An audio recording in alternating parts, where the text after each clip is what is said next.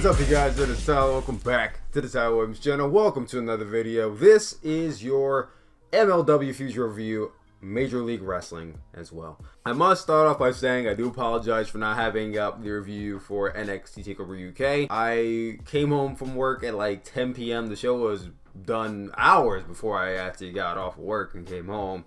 I started watching the show, I fell asleep, and I forgot to set an alarm clock, so when I woke up, it was like 7 o'clock in the morning. It was like 7:45 in the morning. I'm like, well, I'm not going to have enough time to actually watch and review the show, so I might as well just watch MLW and then just watch NXT UK when I get home and then do a review. So, for all of you wondering, you're probably going to end up watching the show at some point today, but if you're still wondering my thoughts on the show, I will be getting a review up tonight once I finish watching the show. So please stay tuned for that if you're still looking forward to it.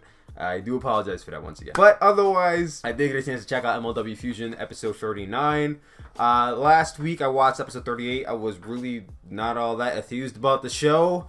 I watched this episode and man, you know, I really want to like this show, but it's not doing it for me. I don't know, like I really hate making reviews where I feel like I'm not saying enough good things about a wrestling show, but I don't know, top to bottom this show is just kind of...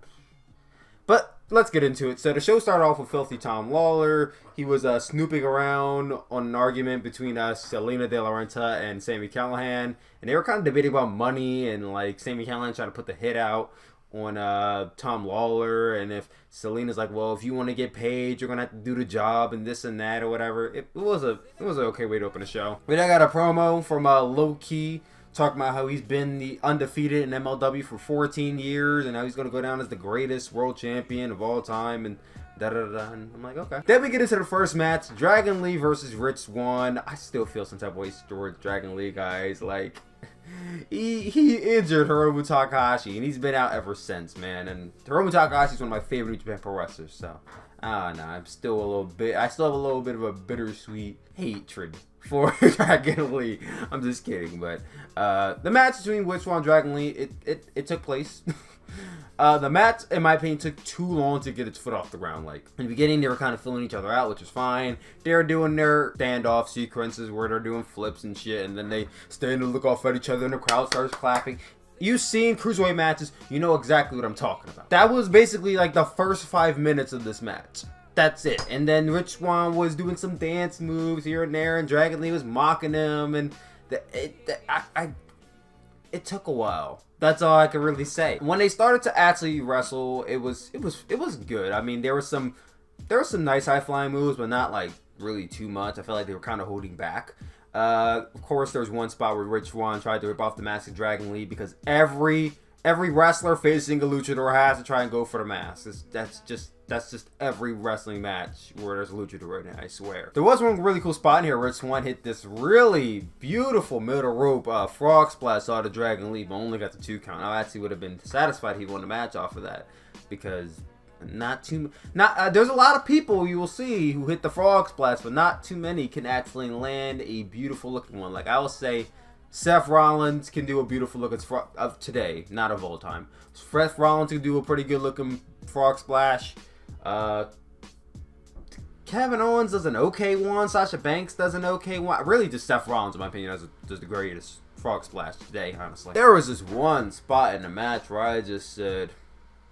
So basically, Dragon Lee hits an inverted Rana onto Rich Swann. Rich Swann basically no-sells his move. He starts getting up. Like, he ain't like stand up to his feet immediately, but he slowly starts rising to his feet as Dragon Lee starts to turn around and hits him with the spinning back kick. Now, I don't know if his spinning back kick is his finisher, because it was his finisher in WWE, but he says spinning back kick and he will fall to the ground. I was like, why did you just no-sell the reverse hurricanrana? Like, that is one of the moves where wrestlers just no-sell that move. I just go like, why? Like, it's basically an inverted pile driver. That's what it is. Like, it would be the same effect as if you no-sold the goddamn Canadian Destroyer. It's like, why are you no-selling that move? Even, like, moves in general. Like, I feel like if that's the wrestler's shtick, like, if it's Tomohiro Ishii, that'd be fine. But if it's Rich Swann, I didn't like it at all. A few moments later, Rich Swann goes for the Phoenix Splash, but misses. That leads to Dragon Lee to hit his vertical suplex into a sit-out powerbomb finisher, which I thought was really cool. And he got the pin over Rich Swann, winning the match. It was decent. I thought that it would have been a lot better if the first few minutes weren't them just, you know, taunting each other, and there wasn't that Rana spot that just totally didn't make too much sense to me. But, you know, we got clips throughout the night of Sami Callihan with this hammer looking for Tom Lawler. So obviously him and Selena Del Renta came to some type of compromise. And he was going to up to roster members like, have you seen Tom Lawler? And they're all like, no, I haven't seen him, except for this one black guy who was like, yeah, he's in the kitchen or whatever, because Tom Lawler told him to say that. But that's kind of was the running storyline throughout the night. And we're going to come back to that at the end. We had a Brian Pillman promo. It was a bit of a blurb. I don't remember a single thing he said. That led into the match between Brian Pillman Jr. and Tommy Dreamer in a Singapore K match. I mean, I just... The match stipulation was just doesn't make too much sense to me. It would be the same thing as saying, this match is a steel chairs match. Or this is a... you guys remember tables, ladders, chairs, and stairs when there was Eric Rowan versus the Big Show in a stairs match? Like, what the fuck is a stairs match? You can use steel steps in any match. You can use Singapore canes in any, like, match you want to. You can risk getting disqualified in a normal match, but you use it in any match. Like, what makes this match so special? You're only allowed to use Singapore canes, and then at that, there was a steel chair used. So I'm like... It's not even a Singapore cane match anymore. If you can use other weapons, it's just an Extreme Rules match, and Singapore canes are really just the main. I never get those. I never get these matches. Tables matches I can understand. To an extent, ladder matches I can understand, but these I can't. It doesn't make sense. Anyway, I thought Brian Pillman was hilarious. This guy came out. He had 2 shirts on, underneath 2 hoodies, and at first I came out like, why the hell is this guy wearing this? But as the match going on, I'm putting 2 together like, wait a minute. If he has all these layers on, then when Tommy Dreamer strikes him, it won't affect him. So I'm like, you know what? That's actually really smart. And this is my first time seeing a Brian Pillman Jr. match. So I was actually pretty excited going into it. What I thought was kind of weird was that in the beginning we see Tommy Dreamer, he goes to chop Brian Pillman Jr. And I'm thinking he has these layers on. He's going to no-sell a move, but he doesn't sell it like, ugh, but he kind of like acts as if it hurt him, and I'm like, wait a minute, isn't the point supposed to be that it doesn't hurt you? I'm like, okay. As the match goes on, you see Tommy Dreamer slowly but surely removing not sexually, but like slowly but surely removing like the layers, the hoodies, and the shirts and whatnot, and then it kind of really all led up to him taking off the shirt of Brian Pillman Jr., and he gets the steel chair, which I mentioned earlier. It's like, okay, why did you get the steel chair if this is a Singapore K match? I feel like if it's supposed to be one of these matches, that's the only rep he's supposed to be able to use in a match, but whatever. So he gets the steel chair, he gets in the ring, he lays Brian Pillman across steel chair, gets Singapore K and whacks him across the back, and that was a nice build up to that moment, so I will give them credit for that. The rest of the match was okay. I mean, they were hitting some moves here and there. Brian Pillman Jr. didn't really do anything that really stood out to me. So I really couldn't get a feel for what his style really is in this type of match. The end of the match came when Tommy Dreamer was going at Brian Pillman. BPJ kind of got him in a vulnerable spot. He got a Singapore cane and did grab both ends. Low blowed Tommy Dreamer with the Singapore cane. Then he took it. I don't know if he smacked him with it or if he just went straight for his finishing move, which was a straight jacket swinging neckbreaker, which actually looked pretty cool, even though in retrospect it's not really all that flashy of a move. It just looked cool. But he hit that onto Tommy Dreamer and got the pin. And he won the match, which I didn't understand why he wouldn't win the match. Why would Tommy Dreamer need to win a match? Put over younger talent, right? The match itself, it was okay. And nothing really happened. Nothing you gotta go all your way to see. Sami Callihan is still looking for Tom Lawler, by the way. Then we get into the main event. Freddie versus Loki for the MLW Heavyweight Championship. I honestly and truly forgot this match was going to happen. I just didn't remember it was going to happen, honestly. But we get into this match. I'm like, okay, this is the main event.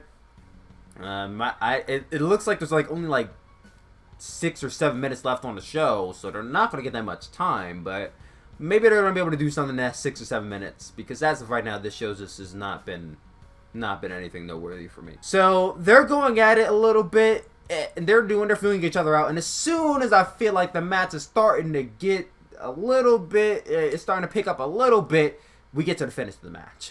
I'm like, what the fuck? So Loki, man, is on the top rope. He gets Freddie to the corner. He just like takes his arm and he just hammers this guy straight into the chest. That kind of knocks the wind out of Freddie. He falls down to the mat. And Loki goes to the top rope, hits his double foot stomp straight across the back of Freddie, and gets the pin. And I was like, nice. Yeah, this match went a total of 4.5 minutes. So if there was no way for me to get invested in this match. It went way too short. Now, I wasn't expecting some 5-star classic. I wasn't expecting them to really do anything overly fantastic, because I didn't get the impression that Freddie up to this point was a major star, so I wasn't expecting anything. But a 4.5 match in the main event, I was like, really? You could have put this in the middle of the show, at the beginning of the show. I understand it's heavyweight championship, so you can't really put it at the beginning of the show, but in the middle of the show would have worked. You could have ended the match. You could have ended the show with Tommy Dreamer and Brian Pillman. I would have went home at least somewhat happy. But overall, the show was just... It was another show that I feel like I chose the wrong show to watch. This was another case where I'm just like, I didn't really like it. I didn't really enjoy it, you know. And you guys know me. I'm not gonna sugarcoat anything for you guys. I wasn't a fan of the show. Second week in a row, I wasn't a fan of it. So third week, hopefully there's something here that really takes me away, sweeps you off my feet, and I really start getting invested in MLW. But as of right now, I don't really care too much for the promotion, just from what they've been showing me. Now, and if I got to base it off the roster, they got the Hart Foundation, they got the Lucha Brothers, they got Loki, they have Ace Romero, they have Sami Callihan and Tom Wall. They have the talent down there to make great television, but so far it's just, maybe it's a dead period. Maybe they just, I don't know. So the story around the whole show was Sami Callihan was going searching for Tom Lawler. He finally finds Tom Lawler in the kitchen pantry. Now the camera doesn't go into the pantry. He goes into the pantry. The camera's on the outside, and they're brawling in the inside, as we can tell. Now, mind you, Sami Callihan had this hammer with him the whole time, so he's going in there, and we hear this thud. We hear this thud, and I guess we're led to believe that he's getting bludgeoned to death with a hammer. So the door opens, and of course everyone is expecting Tom Lawler to come out on the other hand, because that's what it seems like he's building up to. He comes out on the other side of the door with the hammer, and he licks it, and we see blood or ketchup, really. There's like fucking ketchup on the side of the hammer. He licks it, and the show ends, and I was like, you know.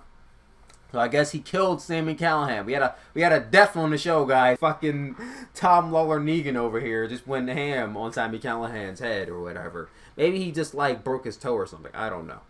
But that was MLW Fusion episode 39. What did you guys think? Let me know down below. I can't. There's nothing really too positive I can say about this show. But yeah, I love you guys always, and I'll talk to you later. Stay tuned, because I will be getting a review out for NXT TakeOver UK later on tonight. Peace out.